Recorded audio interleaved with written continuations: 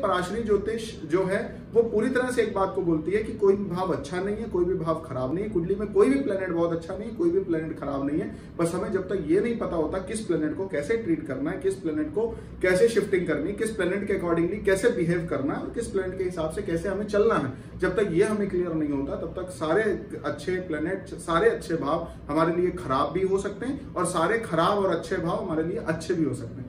तो इसी श्रृंखला को हम लोग अभी आगे बढ़ाएंगे। जैसे हम लोग फर्स्ट हाउस को सबसे अच्छा हाउस बोलते हैं। फर्स्ट हाउस अगर कुंडली में बहुत बड़ी स्थिति में आ जाए तो वो कहीं ना कहीं एटीट्यूड नहीं, ईगो का भी निर्माण कर देता है। और फर्स्ट हाउस अगर डाउन स्थिति में आ जाए तो कहीं ना कहीं हमारी हेल्थ इश्यूज डेवलप कर देता है। और फर्स्ट हाउस ही एक ऐसा हाउस है जो हमारी सोचने समझने की कला को और हमारे बॉडी अट्रैक्शन को दूसरों के सामने रिप्रेजेंटेट करता है। इसलिए फर्स्ट हाउस का बहुत अपलिफ्टेड होना भी कुंडली में अच्छा नहीं माना जाता और फर्स्ट हाउस का बहुत ज्यादा डाउन होना भी कुंडली में अच्छा नहीं माना जाता।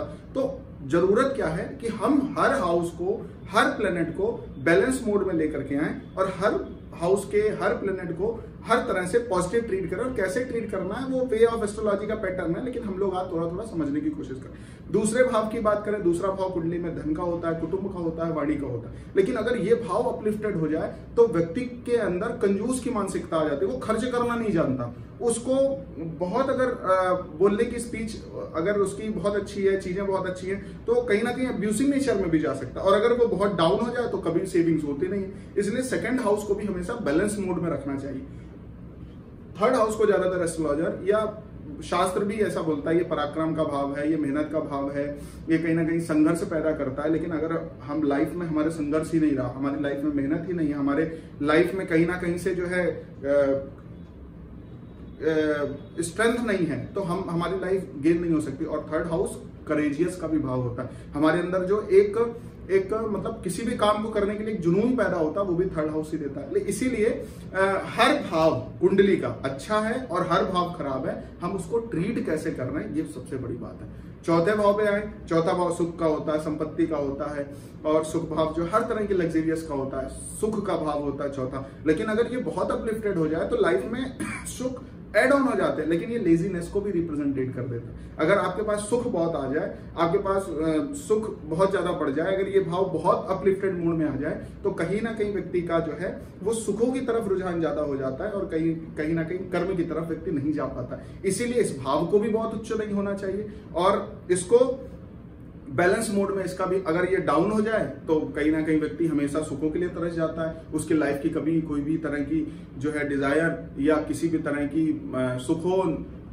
सुखोपभोग की चीजें उसको मिल ही नहीं पाती। इसलिए इस भाव का भी जो है वो यूटिलाइज होना, इस भाव का भी बराबरी में होना उतना ही महत्वपूर्ण है जितना हर भावों का है। अब जैसे पांचवें भाव को भी बहुत अच्छा बोला गया, लेकिन अगर पांचवा भाव बहुत अपलिफ्टेड हो जाए किसी व्यक्ति का तो वो व्यक्ति के अंदर अहम आ जाता है, उसको अपनी बुद्धि पर बहुत ज्यादा जो है ईगो हो जाता है, वो अपने नॉलेज पर बहुत ज्यादा ईगो हो जाता है, अपनी जो है कहीं ना कहीं जो है वो लोगों की मौज मस्ती करना, लोगों के साथ में लोगों का जो है मजाक उड़ाना, ऐसे लोगों का डेवलप हो जाता है। और ये बहुत डाउन चला जाती है, ये चीजें भी नहीं होती, ज्ञान नहीं होता, चातुर्य नहीं होता, जो है किसी भी तरह की कला नहीं होती। तो इस तरह से हर हाउस कुंडली के अगर देखे जाएं तो पॉजिटिव वे में भी वर्क करते हैं, निगेटिव वे में भी वर्क करते हैं। फिर मैं एक चीज बोल रहा हूं, हमें जरूरत है तो हमें उस भाव को पर्टिकुलर बैलेंस मोड में ले आने की। जैसे हम लोग अब बात जो करेंगे वो 6, 8, 12 की करेंगे, क्योंकि सारे भाव के विषय में हम सबको पता है वो किस तरह से पॉजिटिव वे में काम करते हैं, किस तरह से निगेटिव वे में काम करते हैं। तो 6 हाउस होता है रोग ऋण शत्रु का।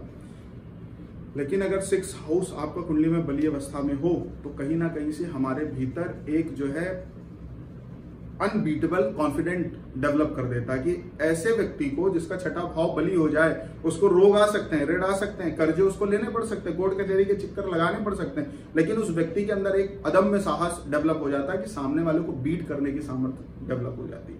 इसलिए छठा भाव भी कुंडली में अच्छा हो या खराब हो, वो हर तरह से उसको अगर बैलेंस मोड में हम लोग ले आए तो उस तरह से पॉजिटिव इंपैक्ट आ जाता है। 8th हाउस की अगर हम लोग बात करें तो 8th हाउस हमारे हर तरह के जो है पेन का है, 8th हाउस हमारे हर तरह के कष्ट का है, 8th हाउस हर तरह की समस्याओं का। लेकिन 8th हाउस अनर्ड इनकम भी कराता है। 8th हाउस हमारे ससुराल से गेन्स लेकर के आता है। 8th हाउस एरिहेंट मतलब जो है पैतृक संपत्ति दिलवा देता है, हेरिटेंस प्रॉपर्टी जिसको बोलते हैं, और ससुराल से बहुत बेनिफिट करवाता है। तो 8th हाउस भी अगर आपकी कुंडली में खराब है, किसी भी तरह से पीड़ा में है, तो घबराने की जरूरत नहीं है। उसको किस वे में हम ला करके उसको यूटिलाइज कर सकते हैं, इसको जानने की हम लोग कोशिश कर रहे हैं। 12वें भाव की अगर बात करें तो 12वां भाव हर तरह के एक्सपेंसेस का है, हर तरह के बहुत मेजर एक्सपेंस है, लेकिन 12वां भाव मोक्ष का कारक भी है।